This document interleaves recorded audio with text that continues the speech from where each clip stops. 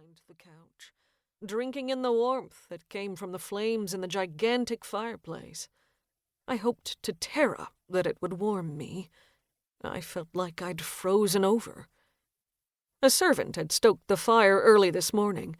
Despite being on the cusp of summer, the weather was cold. Rain hadn't stopped falling for days, and a chill hung in the air, as if it tried to hold on to the winter rather than reaching for the sunlight that lay ahead.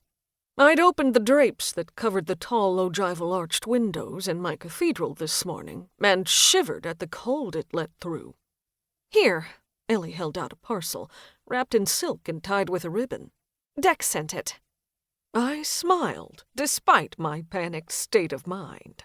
Dex had traveled to Gloverbolt this week to inspect one of the warrior academies and see his nephews and his sister, who all lived there.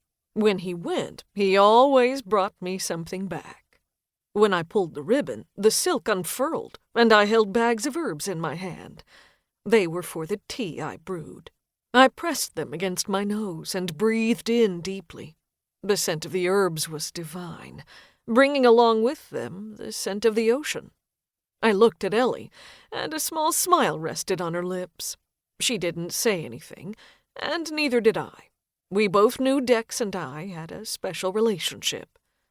I carefully wrapped the parcel up again and put it on a shelf nearby. I would use it later. My stomach twisted, and panic returned, replacing the momentary joy I'd felt about receiving Dex's gift. "How's Darren doing?" I asked, focusing my attention on Ellie. "He's still the same," she said with a sigh, and sank onto the couch for me. "I don't know what's going on. The healers tell me he's out of the danger age. Anything before a year old is a problem, but at 18 months, he should be okay. I just don't feel like he is, and it scares me." I summoned a servant for tea. "I wish I could do more," I said. After Darren's dedication ceremony, he'd gotten sick. The healers had all tried laying hands on him, to no avail. I'd tried, too. The fact that it hadn't worked only proved to me that Tara had abandoned me. Where was she? What had I done to deserve this? "The physicians aren't too worried," Ellie continued. "They said he'll heal on his own if we can't make a difference. I'm holding on to that, but it scares me that we can't use magic to help him. He's the crown prince. He's the Fae heir to the throne. What if something happens to him?" "Nothing will happen to him," I said firmly, taking Ellie's hand. "Tara won't allow that. You and Wren have been through enough." Ellie nodded, but she didn't believe me. I didn't know if what I'd said was right, either. I fully believed Tara would spare Darren, but that didn't mean that Tara wouldn't give something only to take it away again. Not after that vision. "What's going on with you?" Ellie asked, turning her attention to me. "What do you mean?" "You've been withdrawn for a while now, and something's bothering you. I can see it. Don't try to deny it." I opened my mouth and closed it again. I didn't want to put the vision to words. If I did, that would make it true. Who was I kidding? Tara didn't give me visions or prophecies that weren't fulfilled in the end. "I had a vision," I said.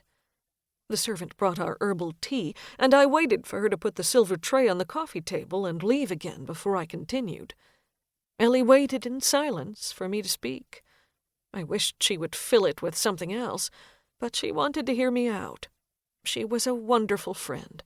She wasn't only my queen, she had become like a sister to me. I could lean on her and confide in her as much as she did with me. "It was about Dex and me," I added. Ellie's face was expressionless, so I kept going. "We were destined to be together since birth." "Really?" Ellie asked, surprised. I nodded. "I saw it in the vision." "Did you only find out about that now? Or have you always known?" I shook my head. "I don't know. I've always had a special place in my heart for him, and I believe he feels the same. But in the vision, we're together until Tara rips us apart." "What?" Ellie cried out. "Why?" "I don't know that either," I sighed. "I don't understand it."